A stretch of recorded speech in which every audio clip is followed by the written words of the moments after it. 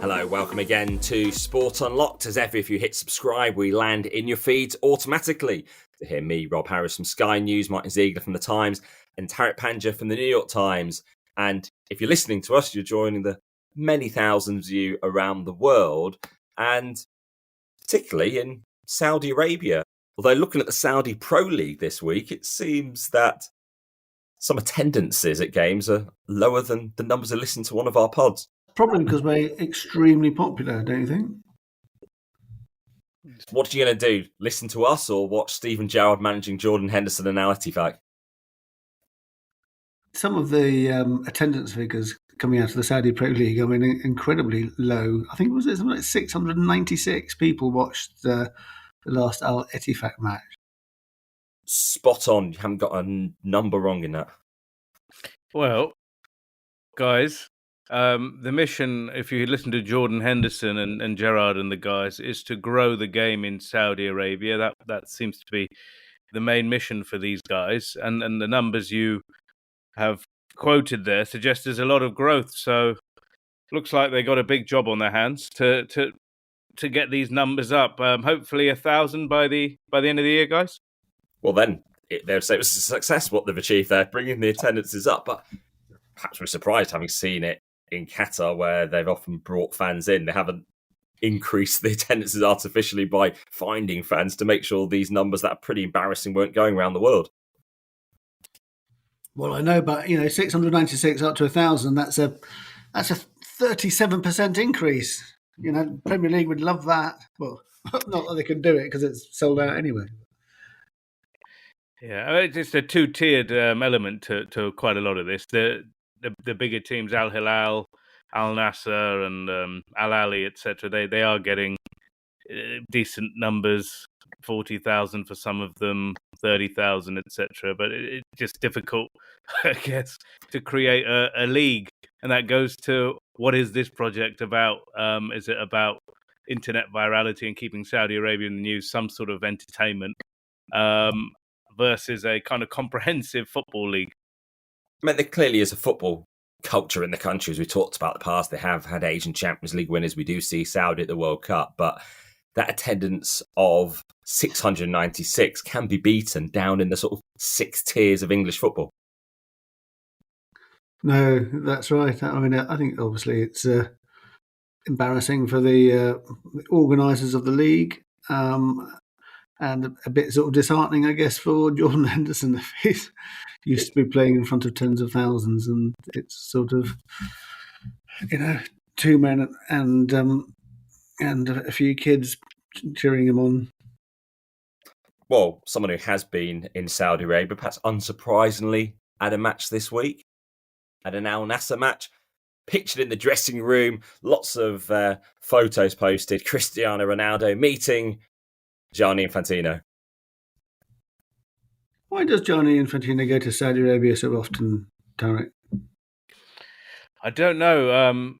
I'd love to ask him, but the chances of asking Gianni Infantino a question these days are quite limited, it seems. But this was an event related to esports, another area that Saudi Arabia has invested heavily in. It's kind of bought the entire competitive computer gaming market, or esports, or whatever you want to call it. And there was a big conference related to that, and it had some royalty there. The most key figure being Mohammed bin Salman himself, I think, attended this event. And as we said last week, all FIFA roads seem to be headed to Saudi Arabia, at least for 2034, don't they?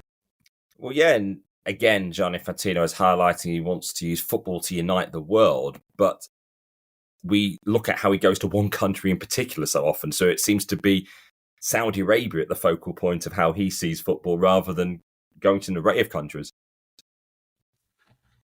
Yeah, just to go back to the esports things very quickly, I just thought it's quite ironic, I guess, that Gianni Infantino was there, and one of the main esports games is going to be EA Sports FC, which is what used to be called FIFA until the FIFA sort of demanded too much money, and EA Sports pulled the plug on that partnership. So Yeah, there's no replacement FIFA games so far. So yeah, a little bit ironic. He also said at that conference that football and esports are coming together, and it's going to be a marriage. And as you said, it's a really awkward time given that there isn't a football game that FIFA has now. At this moment, where he's talking about the obvious synergies, while this EA franchise that lasted 30 years has finished, the new FC game is up and running, and the millions of people are playing that, and that attribution and connection to FIFA is now lost. We're waiting until what is it, guys? 2025, 2020. The project that he was helping to launch was an annual esports World Cup from Saudi Arabia. So that's the World Cup name that FIFA has associated so heavily with itself. And usually they host the FIFA E-World Cup, but there's no sign of that happening now because there is no game to replace the EA one. So it seems effectively that Gianni Infantino was helping to promote Saudi Arabia's own project. Once again, maybe. But Rob, he had some good news as well this week, didn't he? Declaring a full and clear victory for me, for the new FIFA, and for justice. This follows the closing of the criminal investigation against him that had been ongoing in Switzerland all over these meetings he had with the Swiss Attorney General at the time, Michael Lauber. And what does it relate to? It relates in part to undocumented meetings that were alleged and what was going on. Was it all about trying to become FIFA president when he held these meetings from 2015 onwards and the era when Sepp Blatter was on the way out? It was a very weird statement. I think I described it as sort of bizarrely triumphalist. It was like, exclamation marks in a statement from a sporting organisation. And now it's official is how it started. And then some sort of very sort of excitable quotes. It's very strange. I mean, you can see him obviously feels like justified, and this has been hanging over him and sort of eating away at him, and this was his moment to sort of hit back. But it seemed a bit strange. It was very odd. It was like a new brand is about to be launched. You heard that it's coming.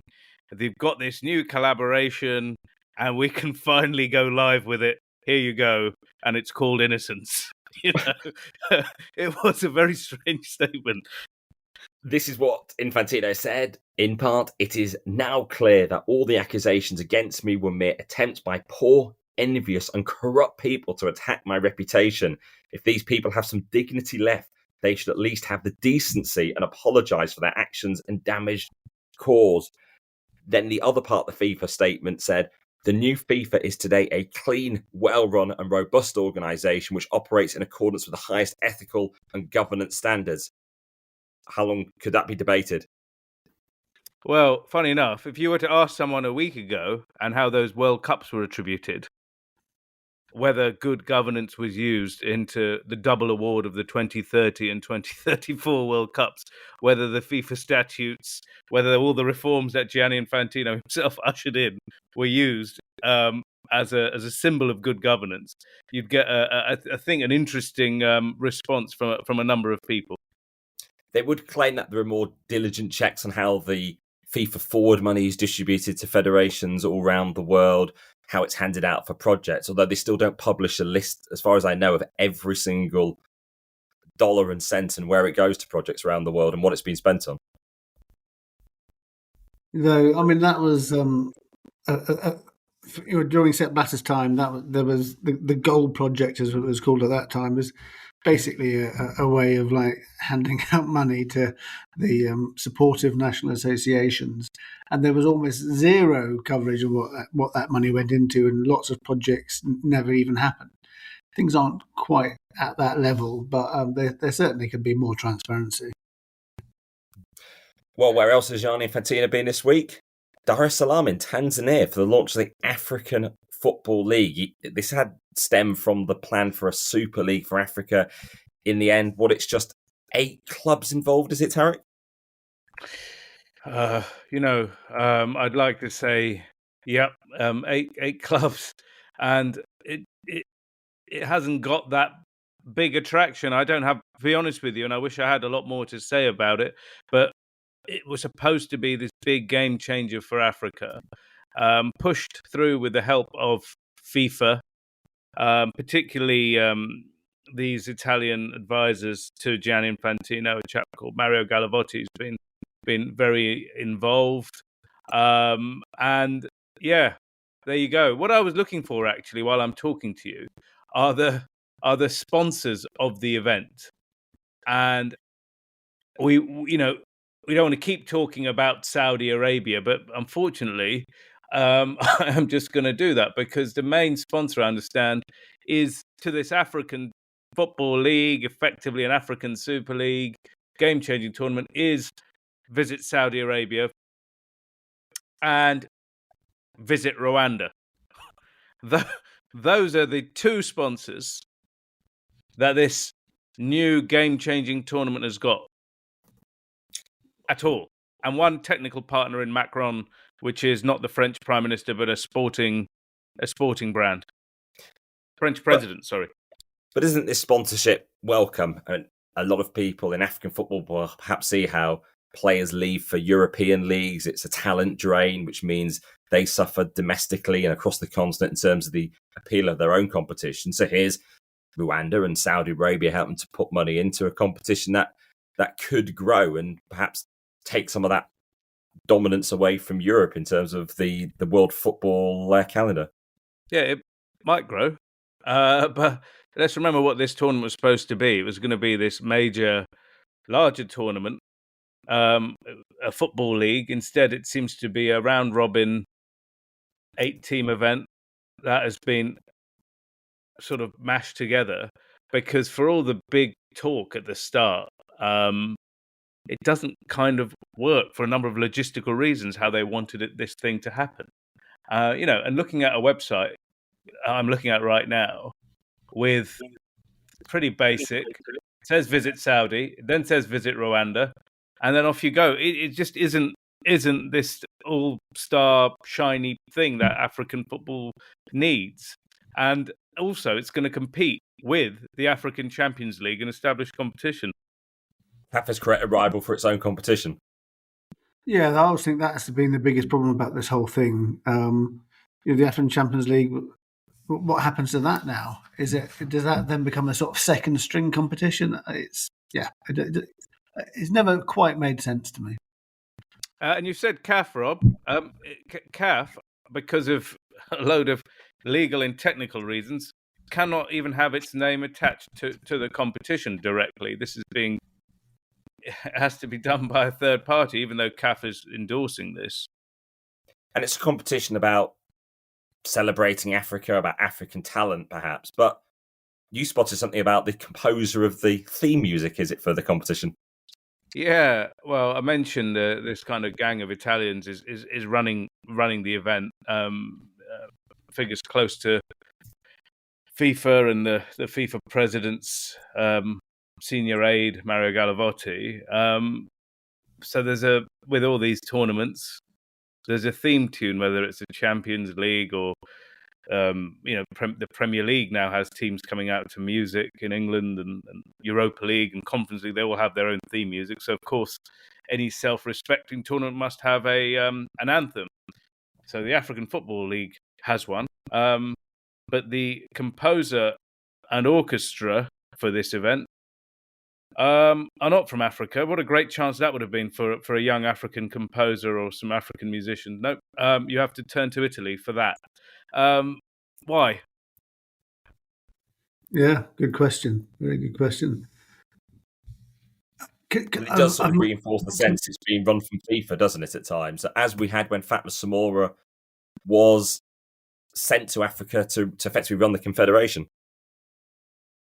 Yeah, this is all tied up, isn't it, with the sort of effective takeover of CAF, the African Football Confederation, by FIFA, and sort of the installing of the CAF leadership now, who are very, very supportive of Infantino. Well, a lot of focus on football in Africa, but European football's got real crowd issues at the moment, particularly in the Netherlands, which keeps on having games suspended. The latest Ajax's match against Utrecht with objects thrown onto the pitch. And in Athens, the derby of the eternal enemies. The name gives it away that there might be some issues that go on at that match. But Olympiakos' match against Panathinaikos abandoned with firecrackers on the pitch and real sense of disorder. One of the players taken to hospital after being hit as this match was abandoned. Greece has got some serious problems, hasn't it, with its domestic football. There's been whole real issues with refereeing. They've had to bring in referees from outside of the country. That's proved problematic. There was, I think, an Italian referee was sort of assaulted and then refused to go back. And then obviously we've had this match being abandoned, which almost unheard of really in most European leagues. So it's they've got some serious problems. It's just become a sort of crisis that UEFA should be sort of taking oversight on when it keeps on happening at matches. Yeah, it's a big European nation, and I guess the Greek government too, right? You have pitched battles on a national television. Both teams supported with millions of people. This becomes a major national political issue as well, and one for the European football governing body. Have we heard from them at all on this? I'm not sure if we have on that. I know that UEFA did put in this plan to bring in referees from other countries. That they did that, and then they suspended it after the Italian referee was assaulted. They've got the Secretary General of UEFA, Theodoridis, is Greek, and I think he spends a fair bit of time speaking with his compatriots to try and get some stability in the country, but it's not easy, I guess. The International Football Association board this week has been talking about player conduct at its latest IFAB meeting, discussing whether actually you only allow captains to talk to the referees as a way of sort of controlling sort of mass confrontations. Like they do in rugby. I think they do that a bit already, don't they? I thought that had come in, certainly in the Premier League. It seems to be that the usual practice. When I think that is definitely the way to go. Yeah, I looked at it. It had been written about around past IFAB meetings, probably by yourself actually, when it was being discussed. Yeah, so it's not actually within the laws of the game yet. I think it's an approach that some competitions are taking, but I think it does work well in rugby. You've seen in the World Cup, actually, if people start speaking out of turn, they're not the captain, then the referee takes action. Move as a free kick forward 10 yards or a penalty forward 10 yards. So I think it does work. The rugby rules are quite interesting, and because you've got this Rugby World Cup going on at the same time as the football season's on, it's a good moment to see the comparison. And one thing that I was struck by is this sin bin that we've seen in the Rugby World Cup, where the players, I think it's 10 minutes they're off for, and then they can return to the field for an offence that isn't a major offence. And I was watching a football match over the weekend, and you see players being sent off for 2 yellow cards, say, and it changes the complexion of the game, certainly in football when it's 10v11 versus 11v11, perhaps more so even than rugby, I don't know. And I was thinking, wouldn't a sin bin type scenario, and you hear the commentators say, "Oh, I think that's an orange or whatever," an orange card, which obviously doesn't exist, which just makes you think maybe one should exist. Martyn, is there any sign of anything like that? Well, if you go and watch grassroots football in England, you will see players getting sin bin because there's a trial going on at the moment. So, but only for dissent. So, dissent towards the referee. Then you do see players in amateur football and junior football being sin binned, and it's worked pretty well. A couple of people I know who are grassroots referees, they think it's been a positive thing. The other thing that World Rugby is doing in its World Cup, which I think is something which football could look at, is they sin bin somebody, and then they have effectively a VAR in the background looking at the incident he's been sin-binned for and deciding whether that should be a permanent red card or whether he can come back on. So I think that's an interesting development, which has worked well and something football could well look at.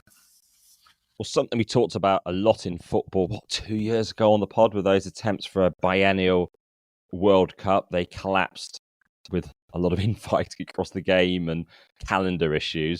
But we are going to get effectively a biennial World Cup in rugby, aren't we now? Because they've decided to launch a new competition, which will be a two-tier competition, which splits the 24 best countries in the world into two divisions. So that means you get an elite 12-team top division, which for some seems to be perhaps a World Cup every 4 years away from the main one, but just with 12 teams, and it's been called a stitch-up by some smaller nations. It does seem it's going to be very much the have and the have-nots. I think that's a problem. I mean, for example, Tariq, do you know where the 2031 Rugby World Cup is going to be held? The United States of America. Absolutely, it is. But they've been sort of excluded from this new elite championship. Canada has as well. I mean, these are Georgia's another one. These are countries that are sort of like striving to sort of improve and improve themselves, make it and get onto a closer level with the top rugby nations. And there's lots of criticism of World Rugby that they're going to be damaging their prospects of doing so. So the top division has the 6 nations countries, so England, Scotland, Wales, Ireland, France and Italy, as well as from the southern hemisphere, Australia, South Africa, New Zealand and Argentina. There will be 2 other spots. So it has been speculated due to rankings, it will be Fiji and Japan. But rugby sees it as a way of bringing sort of disparate tours together into a sort of competition. But as we discussed with football, does it dilute the impact of that World Cup every 4 years? I think that's a real risk, actually, because there is such a sort of focus on the World Cup, and it's such a big event. And then if you then have this other championship, I mean, I suppose it's whether it's effectively a World Nations League, isn't it? And does that dilute the big event? Oh, I think it's a risk, but these world governing bodies, for them, it's more money, and that's what I'm sure that's driving this. And how big is this Rugby World Cup? Tariq, you're a sort of casual viewer, I would say. Certainly from an English perspective, we haven't had a real sense of this tournament having a sort of constant narrative. I don't think the rugby federations, the teams do enough themselves, particularly during matches, to promote their own sport. At times you can see it's just rugby talking to itself. I was in Paris for the England-South Africa semi-final. You didn't get a real sense across Paris there was a World Cup going on. Or in fact, much Olympic build-up, obvious. Can I say, as a sporting event, watching it on TV, going to be maybe an antithesis to that, what you've said here, is that I've loved the games I've watched, though, in terms of pure sport. And perhaps because I don't really have a professional interest in having covered rugby at all, I can watch it kind of more relaxed than maybe some other sports, particularly football.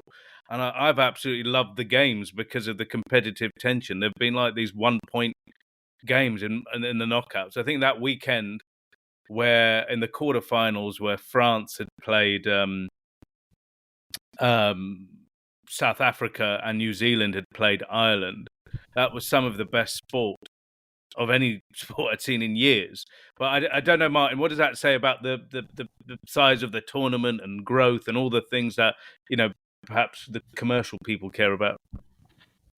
I mean, I think rugby's problem is that you have to have a week between matches because it is so sort of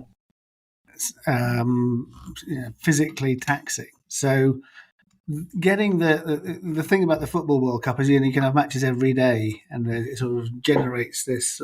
It's going on all the time, and the same with cricket. Rugby is effectively sort of stuck at the weekends. I mean, there have been a few midweek matches, but not particularly interesting ones. And they prioritise putting the big teams on at the weekend for television audiences. That's right. So I think it does have a problem there, and I don't know quite how you counter that. But it does then become a bit of a sort of disparate affair, doesn't it? Have any of us heard from PRs offering opportunities around the Rugby World Cup? No. Silence, which perhaps shows the challenge for the sport. You haven't even got the communications industry reaching out to us to use their favourite term to try to even request stuff. That is strange, isn't it? But yeah, I think it'll be even more challenging, I guess, when it's down in Australia in 4 years' time, because you've got the time differences then as well to cope with. Martyn, for people who don't know the sport at all, the reason there is a week apart is because it's such a physical game, right? There is, it requires that long to recover, and there's a risk of injuries. That's the reason, right? Yeah, exactly. And the final week of the tournament has been sort of somewhat overshadowed by a racism dispute between England and South Africa. Yeah, Tom Curry, the England flanker, during the match against South Africa, he went to the referee and claimed that the South Africa's hooker, Bongi Mbonambi, had said to him that he was a white C-word. This sort of prompted a World Rugby investigation, and they've sort of dropped it, dismissed it, saying there was insufficient evidence. South Africa been absolutely adamant that this didn't take place, that actually he was using an Afrikaans phrase, which means basically get on the right side. So, having sort of grown up in Southern Africa, it's very unusual. You heard lots of swear words growing up. I never ever heard anyone use that particular swear word. And other South Africans I've noticed have said similar, but it's not a great way to end the tournament anyway. Can I say what's been the most helpful here, Rob, Martyn? One of our colleagues in the media, Melissa Reddy, Sky Sports News, who I believe is from South Africa, and she gave us she said an Afrikaans lesson on her Twitter feed, and this was very helpful. What it's just unfortunate that the word "can't" is very important in the South African language when it comes to rugby. It means side in Afrikaans. So she said, here you are, the Afrikaans lessons, : Watter kant, which side? Wit kant, white side, which might sound like something else, by the way. Watse kant, which also might sound like something else. What side? And wit kant, the wide side. You could see how we can get into a very confused situation with the similarity of sounds with this word. And she finishes with this: the C word is hardly, if actually ever, used by local South Africans. There's 11 languages worth of sweary emoji. Would bend logic for a South African to choose it in their third or fourth language. Melissa has spoken, as far as I'm concerned. And has World Rugby rushed to judgment on here, or taken in, you think, that context to realise it's something that could be settled in quite easily, in terms of them saying Curry's complaint wasn't made out of any ill intent, but they couldn't find wrongdoing? Yeah, they did say something like that. There one strange thing around this is that they didn't give Tom Curry the chance to sort of give his side of events to the investigation. So it was just, what he told the referee. And so I do think that is something that they should have done, and something that the English Rugby Football Union feel very annoyed about. And you can understand why. That at least they feel he should. If it had been a black player who was saying he'd been racially abused and that didn't happen, that opportunity wasn't given, I think there would have been an outcry. So you can see that should have come on. Completely agree with that. Why the process? The whole point of this is so sensitive and toxic. This whole week has been really toxic and threatens to overshadow a World Cup final, which is really sad. But the process, if you just get the process right, you get rid of some of the toxicity, right? Like we've done all of the steps, and you're right, and it makes no sense why they handle it the way they did. Although in English football in 2011, the Evra Suarez case went on for weeks and weeks, and at the time, the FA had to consult linguistic experts about the particularities around words used in Uruguay and variations of offensive words, as eventually Suarez was banned for racial abusing Patrice Evra in that Liverpool-Man United match.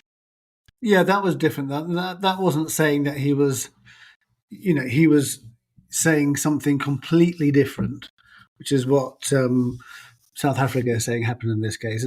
I think that it was sort of, there were cultural differences that made it okay for Suarez to refer to another player's colour. We also had the John Terry case, let's not forget, a few years before that with Anton Ferdinand, and that again dragged on. That involved getting a lip reader, I believe, involved to actually somehow get to the bottom of that. Well, South Africa playing New Zealand in the Rugby World Cup final after the recording of this podcast. Now, it has been a week where we've had a couple of figures in the football industry die, notably Sir Bobby Charlton, the age of 86, such a notable figure in the game. We'd have encountered him in recent years at things like SoccerX conferences. Martyn, I'm sure you on World Cup bidding as well. And probably sort of few figures were associated so closely with one club, attracting such a wave of emotion across the whole of football and support. Yeah, I mean, in England, because of his survived the Munich air crash, was the sort of guiding force in England winning the World Cup in 1966, winning the European Cup with Manchester United.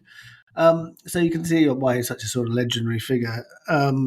Yes, you're right, World Cup bidding. He was heavily involved in the 2006 World Cup bid for that England performed very badly. And so I remember meeting him in Paris in 1998 as he was on the sort of campaign trail, and he came into the main press centre in Paris. And I did kind of get the impression he said all the right things. I did get the impression he didn't feel very, very hopeful about England's chances, and he was certainly right there because they were blown out of the water by Germany. The result of that meeting is that actually, he gave me his number, including his home phone number. So occasionally, over years after that, I'd ring his home phone number and speak to him on various issues. He was always really sort of happy to give his views. His wife would normally answer the phone, and then she would pass you on to Bobby. You always watch your telephone manner when you call the Charlton household. Martyn, one of the late Bobby Charlton's illnesses towards the end of his life was dementia as well, and that it's an awful disease, and that seems to have run through a number of players from that 1966 World Cup winning team. More than half a dozen of them, if my numbers are right, Martyn. The issues of dementia with that generation, it just highlights that again, doesn't it? Yeah, so 6, I think, of the 11 who started that 66 final developed dementia. I mean, with Bobby Charlton, it was not until his sort of mid-80s. So, I mean, many people would think that's not particularly unusual. But the actual numbers in total is definitely a cause for concern, and that's why there are studies into if there is the increased risk of playing professional football in developing neurological diseases. Yeah, and his family raising awareness 3 years ago in announcing that he was suffering from dementia, as indeed his brother Jack was afflicted by as well. Both World Cup winners, brothers as World Cup winners, pretty incredible as a family, also with Jackie Milburn as an uncle as well. Bobby Charlton, for me, always someone who was interesting to interview over the years, and even when he wasn't speaking to the media, he was still coming to events, and you did get a sense of sort of the greatness you're around, but also perhaps the decline, but really seemed to be enjoying being around football. Well, before Bobby Charlton's death in the last week, we heard about another notable football industry figure and theatre impresario Bill Kenwright dying at the age of 78, the Everton chairman, who really seemed to love his club despite a lot of tension perhaps with fans in latter years, but someone who was really seemingly dedicated to trying to deliver for the club. Yeah, there was no doubt his love for the club. Whether he was the best steward or not, looking at what's happened in terms of the huge losses that have been built up, it is questionable, but there's absolutely no doubt that he was Everton through and through. Yeah, you're right in that sense. When you look at the legacy, what you can't overstate is how much Bill Kenwright clearly loved Everton and being part of it. But then, when you're doing the accounts in that sense, you this might have been a guy who perhaps should have handed over control of the club, the chairmanship, and enjoyed watching the team from the sidelines, given what had happened. And you kind of see that on social media with the tributes and the fans almost kind of arguing with themselves a little bit about what you can and cannot say and what the legacy is. What you can say, he was a great football fan as well, and it was a battle with liver cancer, I think, that led to his sad death this week. And what obviously Everton can't get away from is they do have ongoing issues. Even while they're in mourning, they've got the 777 takeover, which is encountering some stumbling blocks we can get into, and the ongoing Premier League investigation too, which, as we discovered this week, could lead to a hefty points deduction.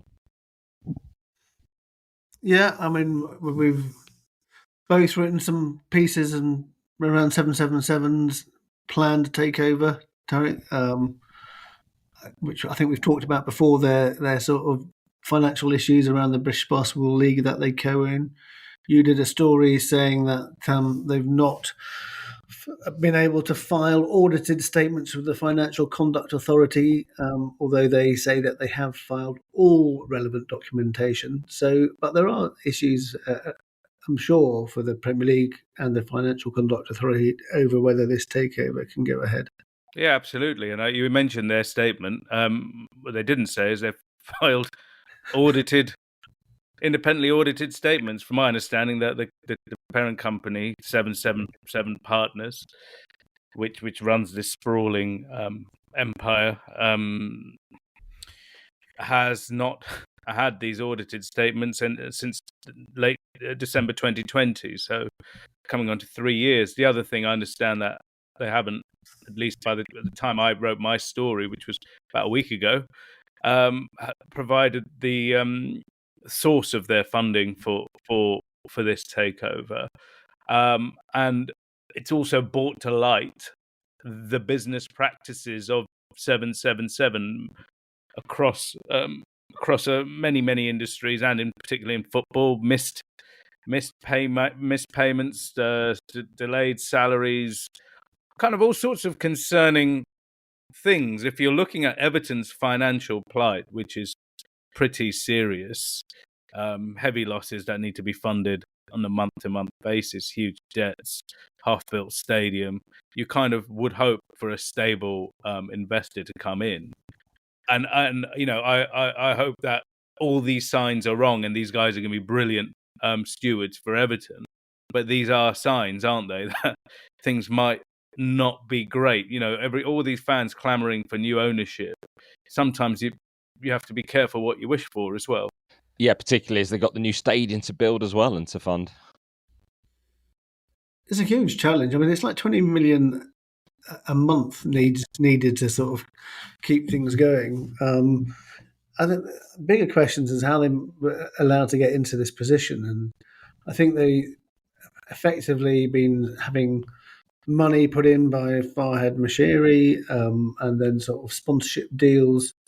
I think with Alicia Usmanov's company, which they kind of did a sponsorship deal for a training ground, which then after he was sanctioned, that had the plug pulled on it and sort of left them in the lurch, really.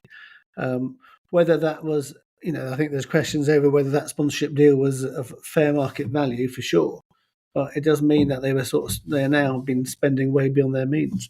Martyn, we also have news this week that the conclusion of the financial fair play investigation from the Premier League is likely to be imminent, and that could lead to a severe points deduction for Everton, double-digit points deduction. It's almost certain relegation. And from what I've seen, from what I hear from the 777 deal, that will still go ahead with a bunch of contingencies in that contract based on Everton being relegated. And if Everton come up, these guys, should the deal go through, pay a similar amount, slightly less. If Everton don't come up within 2 years, much less. A staggered payment scheme. Yeah, the Premier League hasn't published its guidelines on what it recommends for profit and sustainability breaches, because this is the first case. This is the first one. The EFL, the English Football League, for the Championship and lower divisions, it does publish those guidelines, and it states that there should be points deductions up to 12 points for a breach.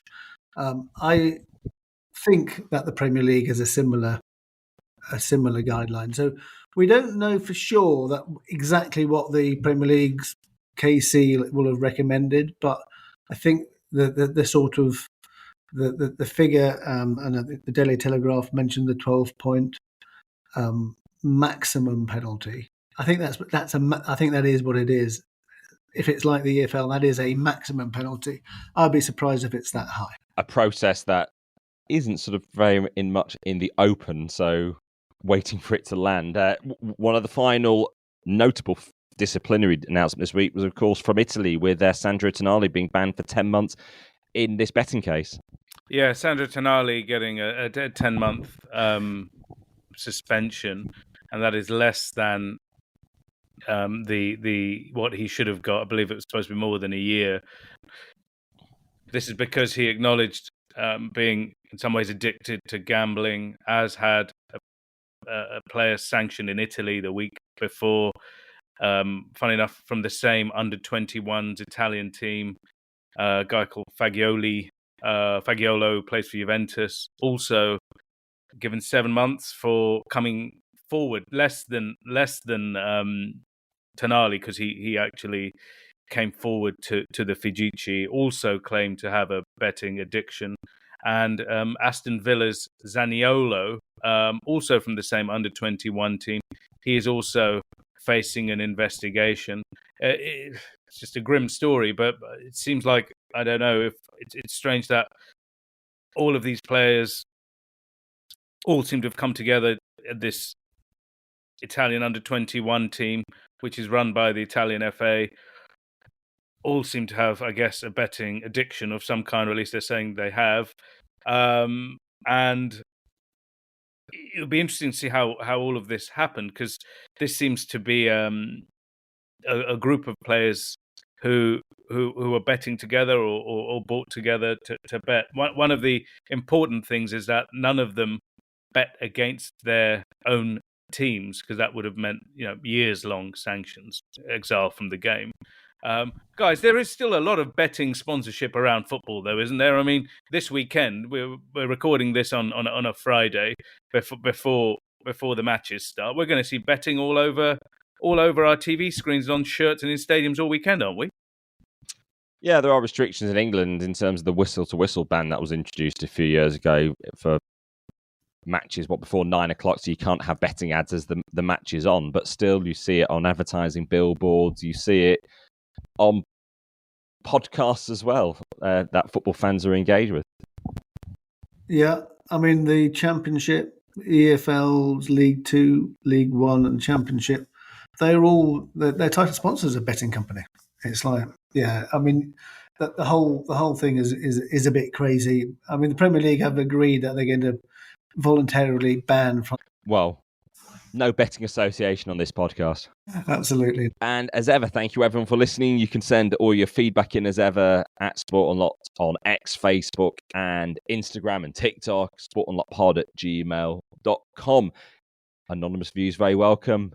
We'd love to hear from you. And always hit subscribe, rate and review so we land in your feed automatically. But for now, thank you for listening. Goodbye.